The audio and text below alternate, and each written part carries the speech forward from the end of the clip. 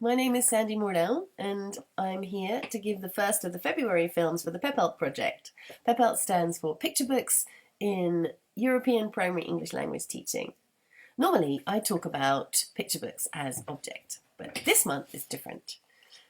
We decided that we wanted to pay tribute to John Burningham, who passed away in January of this year. So I got out my John Burningham book. This is just a minute, there we go, no, that way around. This is a wonderful book, a real treasure, which was written by John Burningham and tells us a little bit about his life and some of the things that he did and the reasons why he created some of his picture books. And there is a fantastic foreword by Maurice Sendak, who was an American picture book creator who has also sadly passed away. Maurice Sendak writes, "Dear John," actually I should do this in an American accent, but sorry, I'm not good at American accents. "Having just finished drooling over your new book, I am both wowed and properly pissed off that I never collected all of you. Your work, John, is stunning, luscious, sexy, hilarious and mysterious, and frequently just plain nuts."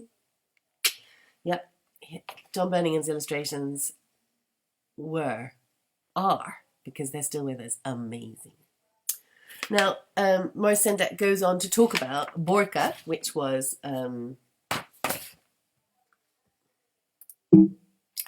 Borka, which was John Burningham's first picture book, and Where the Wild Things Are, which is the picture book which started Maurice Sendak off as a picture book creator, really.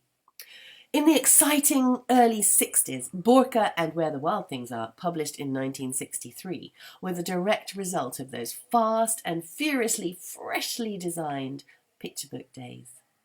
Down with the simpering 19th century goody-goody books that deprive children of their animal nature, wild imagination, and lust for living. Brilliant. In fact, that's why I have chosen...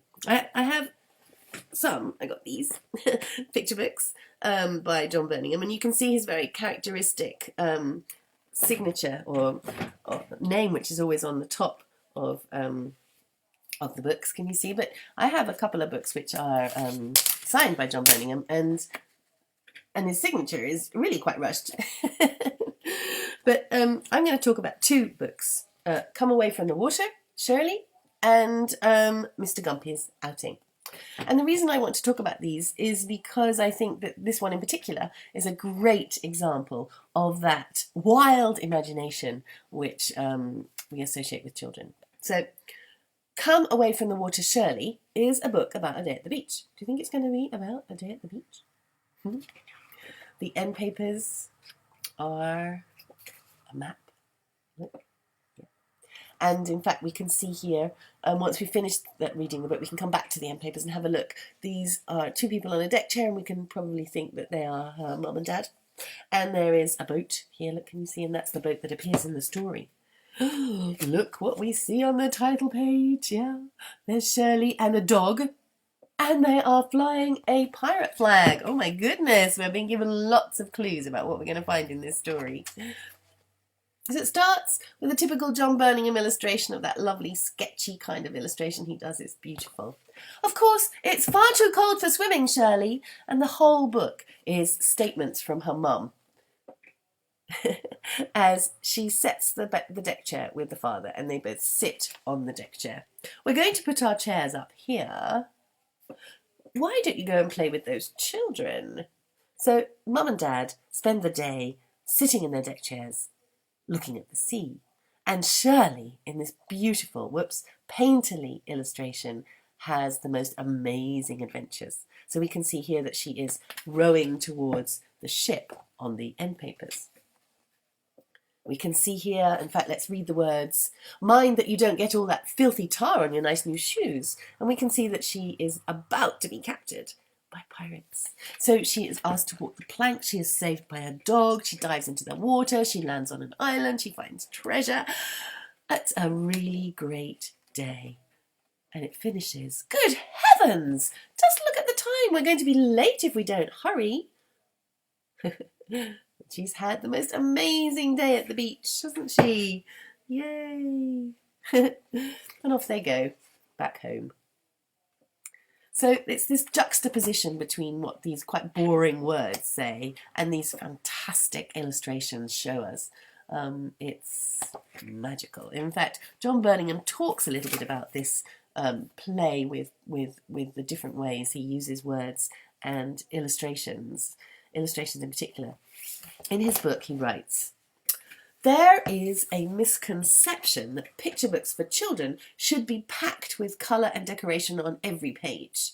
This is rather like saying a successful piece of music should be crammed full of loud notes. It's the juxtaposition and build-up of sound that make music interesting." And that's exactly what John Burningham is able to do in this particular picture book, and many, in fact, of his picture books.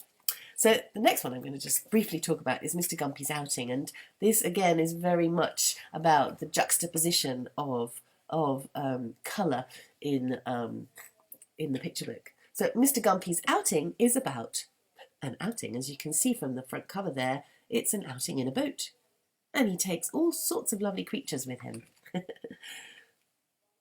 So in the title page, there's no end papers here, we can see the setting. So this is the countryside that it takes place, and in fact John Burningham talks about this in his book, and he says it's set in Constable countryside.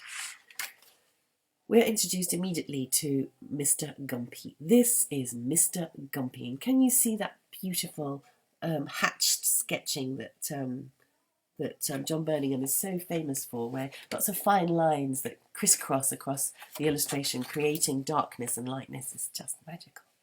Now, in the book also, John Burningham talks about people often came up to him and said, "Oh, we love your Mr. Grumpy books." And he would say, "Grumpy is a character in a Disney film." Because, of course, it's not Mr. Grumpy, but Mr. Gumpy. It's a very strange name, isn't it? So we have this wonderful double-page spread throughout the book, where you have a black and white illustration and beautiful painterly illustration facing it. So Mr. Gumpy owned a boat, and his house was by the river. And gradually he decides to go for a walk, and gradually his boat fills with all these different people and creatures as he goes for his sail. Not goes for a walk, he goes for a sail. You don't walk in a boat, do you? One day Mr. Gumpy went out in his boat. "May we come with you?" said the children. "Why, yes," said Mr. Gumpy, "if you don't squabble." And so this is what happens. All these creatures ask, "Can I come along, Mr. Gumpy?" said the rabbit. "Why, yes, but don't hop about." And of course all the creatures are asked not to do something in particular, until, of course, well, we all know what happens with a cumulative story like this. The boat gets fuller and fuller, and then for a little while they all went along happily, but then the goat kicked, the calf trampled, the chickens flapped, the sheep bleated, the pig mucked about, the dog teased the cat chased the rabbit hopped, the children squabbled, the boat tipped. And then this fantastic double-page spread of them all falling into the water. And into the water they fell. Oh dear. So they all went home and had tea.